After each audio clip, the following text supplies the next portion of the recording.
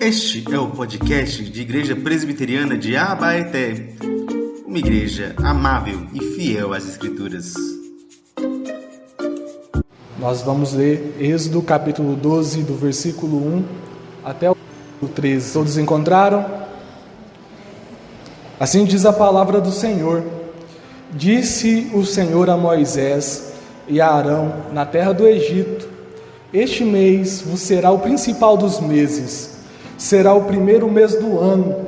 Falai a toda a congregação de Israel, dizendo: aos 10 deste mês, cada um tomará para si um cordeiro, segundo a casa dos pais, um cordeiro para cada família. Mas se a família for pequena, para um cordeiro, então convidará ele o seu vizinho mais próximo, conforme o número das almas, conforme o que cada um puder comer. Por aí calculareis quanto bastem para o cordeiro. O cordeiro será sem defeito, macho de 1 ano. Podereis tomar um cordeiro ou um cabrito, e o guardareis até o 14º dia deste mês.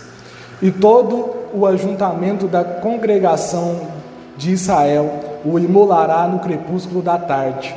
Tomarão do sangue e o porão em ambas as ombreiras e na verga da porta, nas casas em que o comerem. Naquela noite comerão a carne assada no fogo, com pães asmos e ervas amargas a comerão. Não comereis do animal nada cru, nem cozido em água, porém assado ao fogo, a cabeça, as pernas e a fressura. Nada deixareis dele até pela manhã, o que, porém, ficar até pela manhã, queimá-lo-eis. Desta maneira o comereis: lombos cingidos, sandálias nos pés e cajado na mão. Comê-lo-eis à pressa, é a Páscoa do Senhor. Porque naquela noite passarei pela terra do Egito, e ferirei na terra do Egito todos os primogênitos, desde os homens até os animais. Executarei juízo sobre todos os deuses do Egito. Eu sou o Senhor. O sangue vos será por sinal nas casas em que estiverdes. Quando eu vir o sangue, passarei por vós, e não haverá entre vós praga destruidora, quando eu ferir a terra do Egito. Amém? Vamos mais uma vez ao Senhor em oração. Pai, nós estamos aqui diante do Senhor, mais uma vez, pedindo que o Senhor abra os nossos corações, os nossos ouvidos, que o Senhor fale conosco. Fale aos nossos corações, Senhor, porque para onde nós iremos se só o Senhor tem as palavras de vida eterna? Que o nosso coração esteja aberto para ouvir essas palavras. Em nome de Jesus. Amém. Meus irmãos, eu quero perguntar a vocês se vocês já viram o filme As Crônicas de Nárnia. O Cavaleiro, o Leão, a Feiticeira e o Guarda-Roupa. É um filme fantástico. Se vocês ainda não viram ele, procurem hoje mesmo ver esse filme. A história, vou contar um pouquinho só para não estragar. A história conta sobre 4 crianças: Pedro, Edmundo, Susana e Lúcia. Lúcia, a mais nova, ela encontra um guarda-roupa e entra nele. Ela estava se escondendo dos seus irmãos numa brincadeira de esconde-esconde. E lá ela encontra um reino. Nesse reino, a feiticeira branca estava governando com mãos de ferro. Ela passa algum tempo com o fauno, conversa com ele, e logo em seguida ela volta para a terra, para, entre aspas, o mundo real, outro reino. E animada por estar nesse novo mundo, de conhecer novas pessoas, ver tudo diferente, ela avisa, ela conta aos seus irmãos sobre esse reino. De início eles debocham dela, acham que é coisa de criança. Mas aí, à noite, Lúcia, ela levanta novamente para voltar a Nárnia, para ver se realmente era coisa de criança, e Edmundo segue ela. Ela entra no guarda-roupa e logo em seguida Edmundo também entra e vê que não era mentira. Lúcia estava realmente falando a verdade. E eles se desencontram. Lúcia já vai direto para a casa do fauno. E Edmundo, ele encontra a feiticeira branca. E ela faz uma proposta bastante encantadora. Ela fala com ele: olha, eu quero que você traga os seus 3 irmãos aqui. E todo este reino será seu, você será rei de Nárnia. Edmundo se alegra com isso. Ele sai do encontro da feiticeira, encontra Lúcia e eles voltam para casa. Então, um certo dia eles estão brincando, eles quebram o vitral da casa onde eles estavam, eles saem desesperados porque a governanta começa a danar com eles e Edmundo vai guiando eles até o guarda-roupa, meio sorrateiro, vai guiando eles até lá. Eles entram e eles vão para Nárnia. Eles ficam encantados. Mas então, em uma certa parte da história, Edmundo ele se afasta dos irmãos. Ele vai até a feiticeira branca e fala: olha, eu consegui. Eu trouxe os 3 aqui em Nárnia. E a feiticeira branca, logo vendo aquela cena, ele sozinho lá no castelo, diante dela, ela fica furiosa, porque queria que Edmundo trouxesse os 3 juntamente diante dela para que os matasse. E então ela prende Edmundo, chama os lobos e fala com eles para procurarem, para caçá-los e matá-los. E então eles fogem dos lobos. Pedro, Susana, eles fogem dos lobos junto com a Lúcia. Eles fogem desses lobos. Eles encontram Aslan, e lá, ao encontro de Aslan, eles fazem uma trama. Eles resgatam Edmundo. Ao resgatar Edmundo e a feiticeira branca sabendo dessa notícia, ela vai até o arraial onde Aslan está. E ele dá a notícia, olha, a feiticeira branca dá a notícia para Aslan: olha, tem um traidor no meio de vocês. Então Aslan, ele propõe a feiticeira branca, porque o traidor tinha que morrer. Aslan propõe: eu vou morrer no lugar dele. Eu vou me sacrificar, eu vou ser o sacrifício. E então Aslan vai, como um cordeiro, mudo, quieto, até a feiticeira branca, até os domínios dela. E ele é sacrificado. Há uma grande festa. Parece que o reino, ou os súditos da feiticeira branca, estão em festa. Entre aspas, o reino das trevas se encontra em festa nesse momento. Mas, ao anoitecer, Aslan ressurge, mais forte, mais poderoso, mais deslumbrante. E então, Lúcia e Susana vão ao encontro dele, alegres, atônitos, não acreditando no que estava acontecendo. E estava nesse exato momento acontecendo uma guerra entre a feiticeira branca e os seus súditos e os súditos de Aslan. Aslan vai até a guerra e ele vence a guerra. Ele vai até a feiticeira branca, mata a feiticeira branca e vence a guerra. Esse primeiro filme dessa trilogia das Crônicas de Nárnia gira em torno da temática sacrifício. O sacrifício de Aslan. E veja, o livro de Êxodo também gira em torno dessa temática. Gira em torno da palavra sacrifício. Perceba, há um povo cativo. Assim como o povo de Nárnia estava cativo pela feiticeira branca, há o povo de Deus cativo por Faraó, servindo de escravos. E então, esse povo clamando por tamanha tormenta que estavam sofrendo, o Senhor ouve a oração deles. Levanta um homem chamado Moisés e, com o decorrer da história, vai usando esse homem e mandando pragas no Egito para fazer com que Faraó liberte o povo dele para o adorar. Mas Faraó não queria libertá-lo, porque o Senhor estava endurecendo o coração de Faraó. Mas isso também tinha um propósito da parte do Senhor, porque ele queria mostrar o seu poder para as nações circunvizinhas do Egito e mostrar também para o Egito e os seus deuses que há somente um Deus verdadeiro e poderoso, que é o nosso Senhor Jesus, Senhor de toda a terra. A primeira praga nós encontramos no capítulo 7, onde as águas do Egito se transformam em sangue. No capítulo 8 nós vemos que rãs estão em todo lugar do Egito. No capítulo 8 também nós vemos também uma proliferação de piolhos, de moscas. Acontece uma peste de animais, a quinta praga. A sexta praga acontece a úlceras nos animais, nas pessoas, no capítulo 9. Há também chuvas de pedra no capítulo 9 também. Gafanhotos também assolam a terra do Egito. E também densas trevas no capítulo 9, no capítulo 10, se encontra na terra do Egito. Mas veja, é somente na terra do Egito. O povo de Deus estava em Gósen, uma terra ao lado, e lá eles não foram assolados por tamanhas pragas. Isso nos mostra o tamanho cuidado do Senhor para com o seu povo.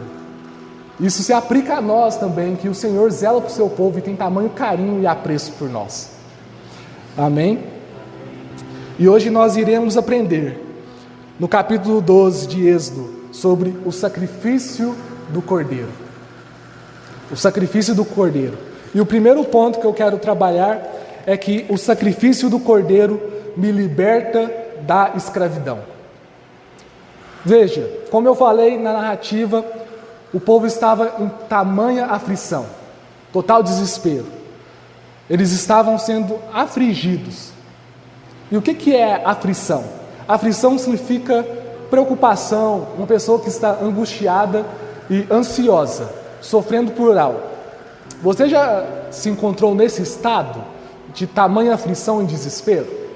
Deixa eu colocar um exemplo. Vamos supor que você trabalha arduamente durante um mês, um trabalho novo, e o chefe está te pondo pressão, querendo que você rende mais, querendo que você produza mais.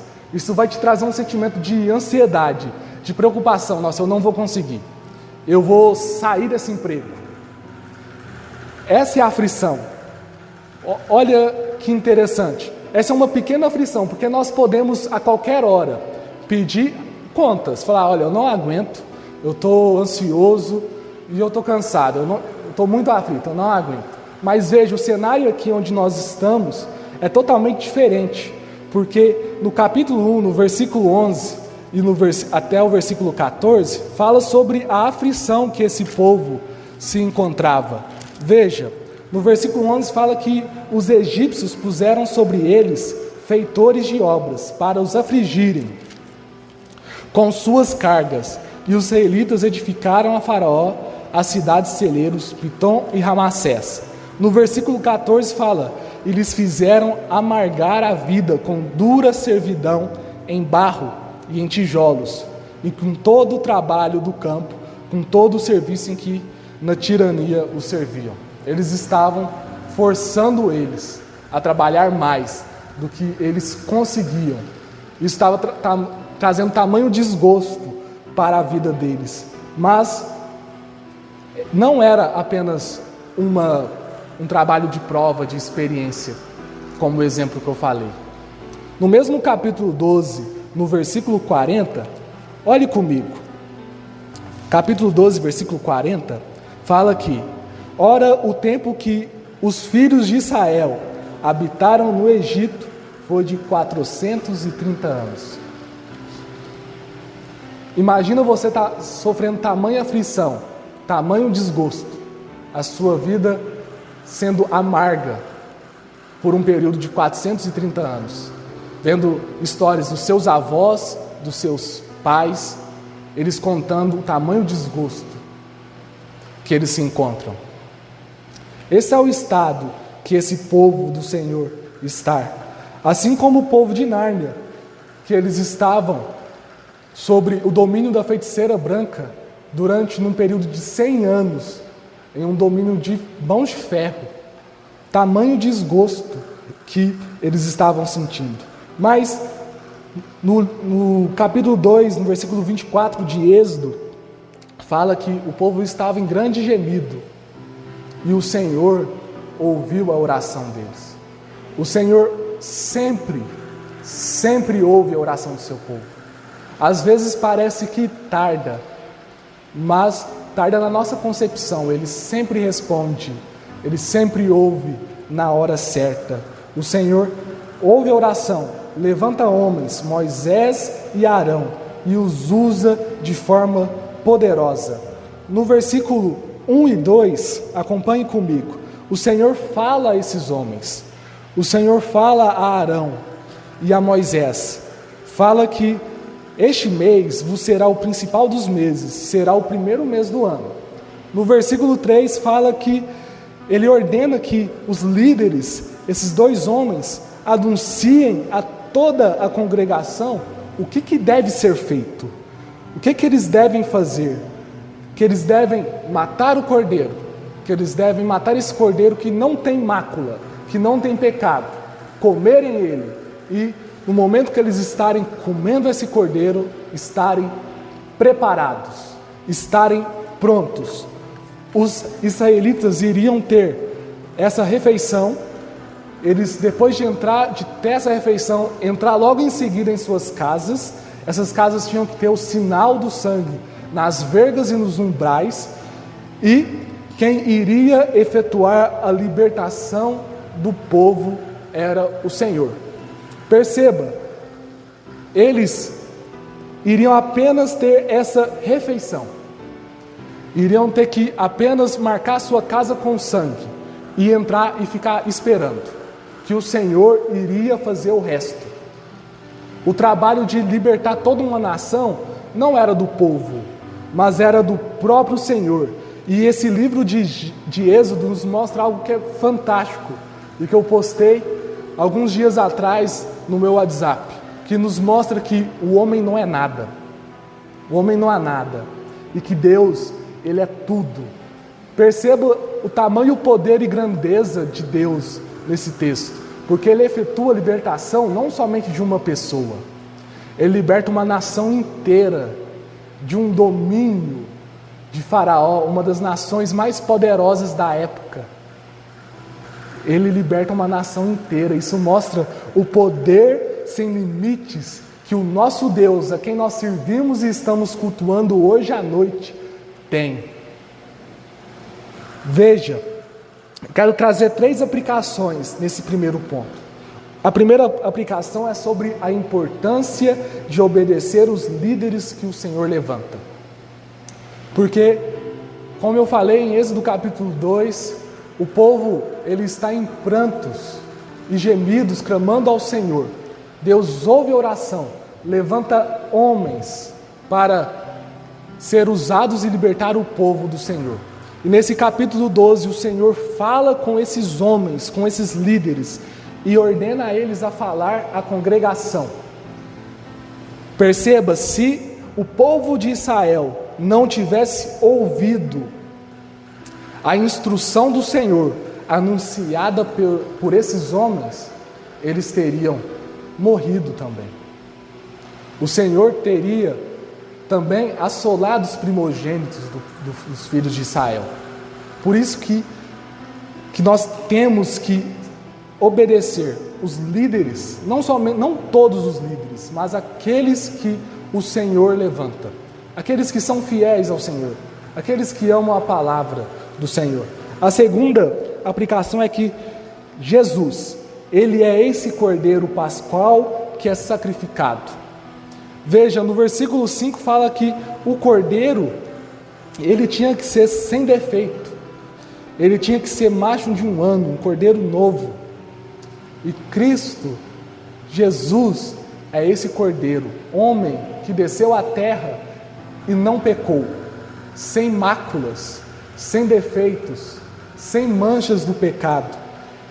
Jesus é esse Cordeiro, e o sacrifício dele nos libertou de um reino de escravidão também, do reino de escravidão das trevas, de Satanás. E agora nós somos súditos, servos do Senhor Jesus.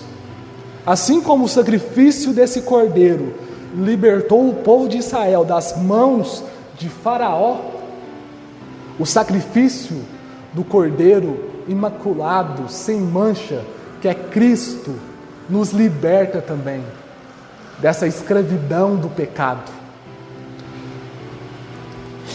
Terceiro, a refeição aonde o povo de Israel, eles tinham que matar o cordeiro, se alimentar dele e logo em seguida entrar em seus lares, faz alusão à ceia do Senhor. A ceia do Senhor. Nós temos que comer e beber ela preparados, assim como o povo de Israel, eles tinham que comer e beber. No versículo 11 fala isso: dessa maneira vocês comerão com os lombos cingidos, sandálias nos pés e cajado nas mãos, no sentido de eu vou agir, e quando eu agir é para vocês estarem prontos para irem embora da terra do Egito.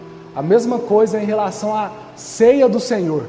Nós comemos a carne do cordeiro, nós bebemos o sangue do cordeiro, e nós, quando fazemos esse ato de cear na mesa do Senhor, na ceia do Senhor, nós também temos que estar preparados, pois a qualquer hora o nosso Senhor virá.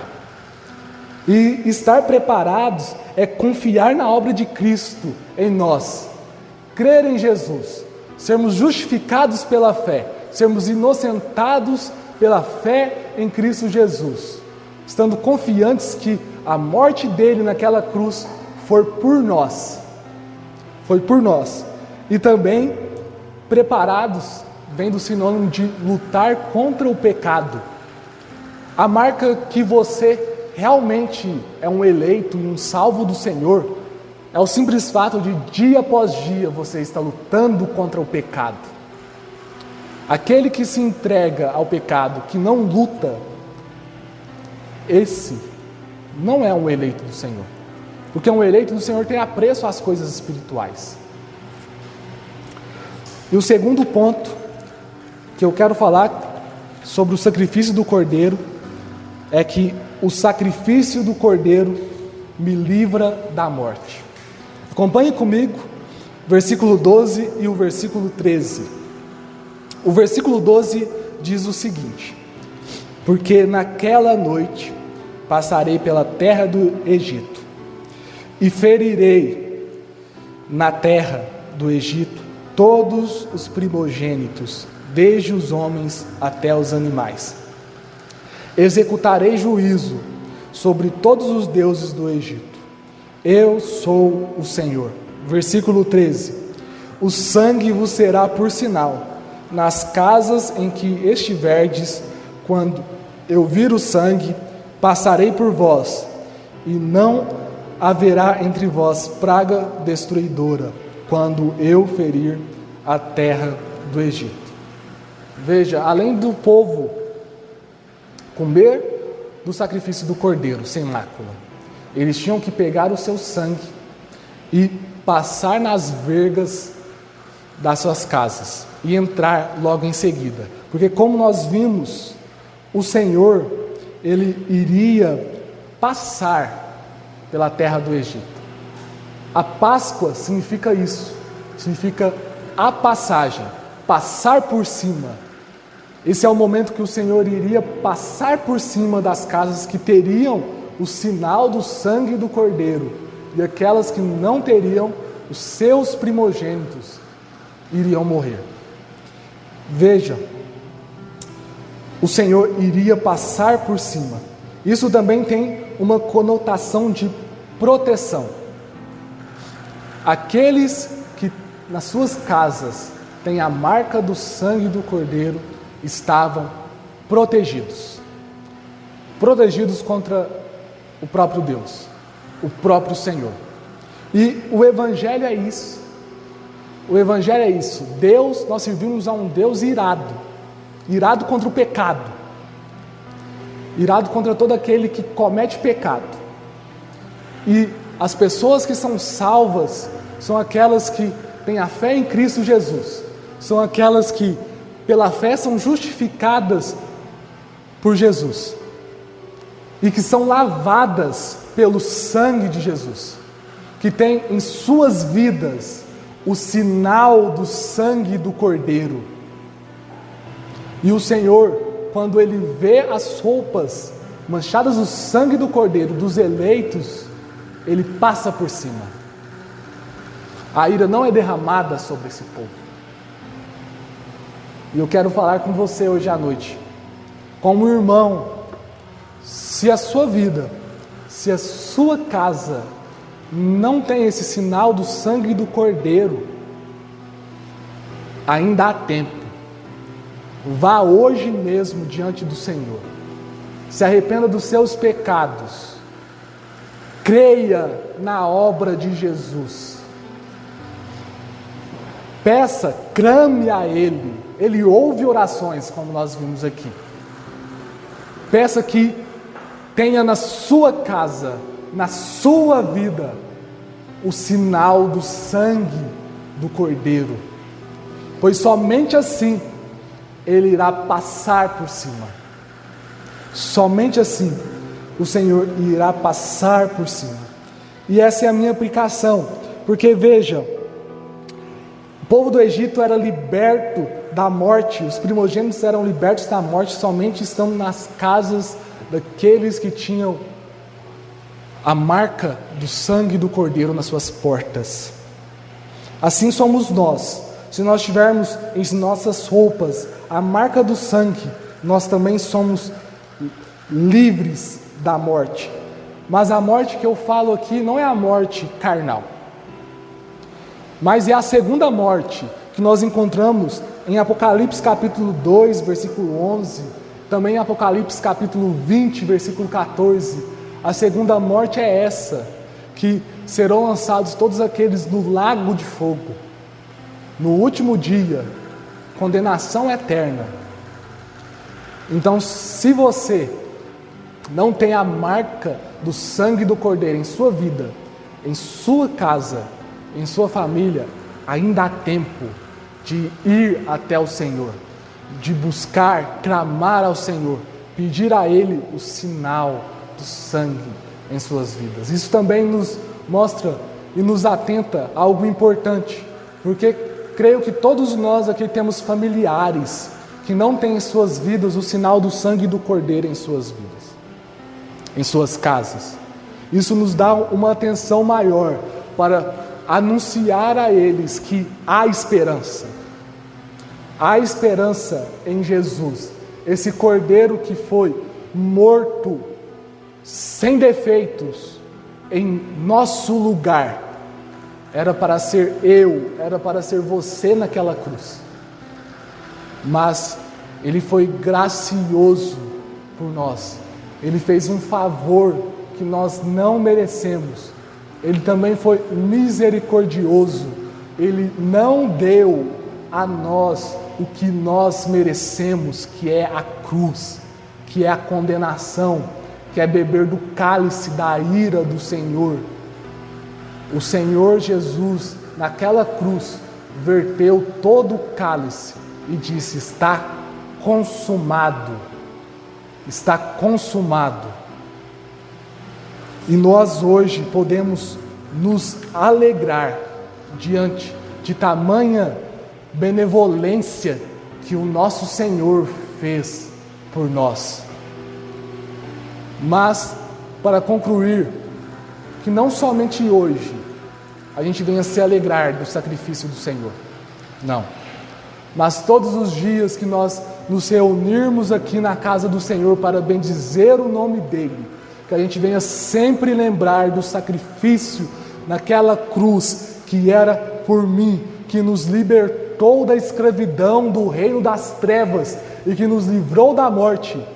E não somente da morte, porque nós também estávamos mortos e Ele nos trouxe vida, vida em abundância, mas nos livrou da morte do lago de fogo. Que a gente venha saber sobre isso, que a gente venha compreender e entender todas as vezes que nós entrarmos aqui nessa casa, que a gente venha estar com o coração exultante, cheio de alegria pelo que Ele fez naquela cruz, por mim e por você. algo que nós não merecemos. Algo que nós não merecemos. Vamos nos colocar de pé. Vamos ao Senhor em oração. Agradecer a Ele pelo que Ele fez naquela cruz, por mim e por você. Você pode orar, oração silenciosa, nesse momento. Lembrando de todas as vezes que você insultou o Senhor pelos seus pecados, e mesmo assim Ele se compadeceu por você. Vamos ao Senhor em oração.